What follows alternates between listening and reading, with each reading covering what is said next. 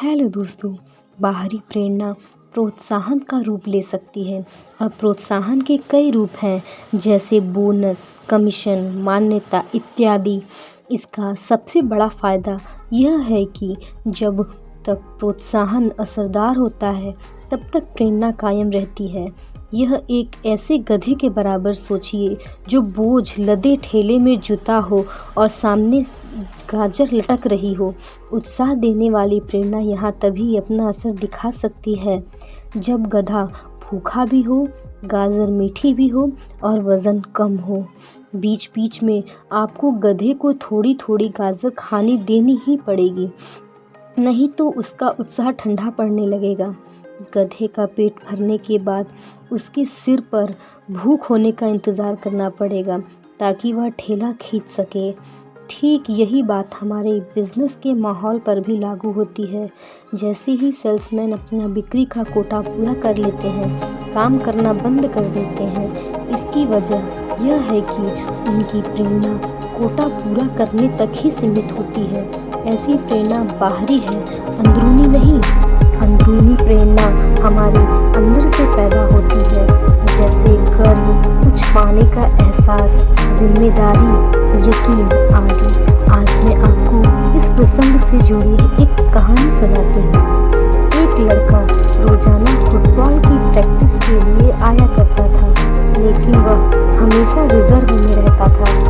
कभी भी 11 खिलाड़ियों में शामिल नहीं हो पाता। वह जब भी प्रैक्टिस करने आता, उसके पिता भी साथ आते और दूर बैठकर उसका इंतजार करते रहते। मैच शुरू हुए 4 दिन हो गए थे। इस दौरान वह लड़का न तो प्रैक्टिस के लिए आया और न ही क्वार्टर और सेमीफाइनल के लिए। अचानक फाइनल मैच के दिन वह कोच के पास आया और बोला, आपने मुझे हमेशा रिजर्व में रखा है, कभी भी फाइनल में खेलने नहीं दिया, लेकिन कृपया आप मुझे आज खेलने दीजिए। कोच बोला, बेटा मुझे अफसोस है कि मैं तुम्हें खेलने की इजाज़त नहीं दे सकता, क्योंकि टीम में तुमसे अच्छे खिलाड़ी हैं। आज फाइनल है और स्कूल की इज्जत का सवाल है। मैं इस समय खतरा नहीं ले सकता। लड़के ने गुजारिश करते हुए कहा, सर मैं आपसे वादा करता हूँ कि मैं आपके विश्वास को नहीं तोड़ूंगा। मैं आपसे प्रार्थना करता हूँ कि मुझे खेलने दीजिए। कोच ने लड़के को ऐसे विनती करते पहले कभी नहीं देखा था। उसने कहा, ठीक है बेटा, जाओ खेलो, मगर याद रखना मैं तुम्हें अपने ही बेहतर फैसले के खिलाफ इजाज़त दे रहा हूँ। स्कूल की इज्जत का सवाल है, मेरे विश्वास को मत तोड़ना। खेल शुरू हुआ और उस लड़के ने जैसे जान की बाजी ही लगा दी और जब भी उसे बॉल मिलती वह गोल मार देता। कहने की ज़रूरत नहीं कि वह सबसे अच्छा खिलाड़ी रहा। वह मैच का हीरो बन गया और उसकी टीम को ज़बरदस्त जीत हासिल हुई। मैच खत्म होने पर कोच लड़के के पास गया और बोला, बेटा मैं अपनी ज़िंदगी में इतना गलत कैसे हो सकता था। मैंने आज तक तुम्हें इतना अच्छा खेलते हुए कभी नहीं देखा था और न ही तुम पहले कभी ऐसा खेले। ऐसा कैसे हुए, तुम इतना अच्छा कैसे खेल गए। लड़के ने जवाब दिया, सर आज मेरे पिताजी मुझे देख रहे हैं। तो कोच ने घूमकर उस जगह पर देखा जहां उसके पिता बैठा करते थे, लेकिन वहां कोई नहीं था।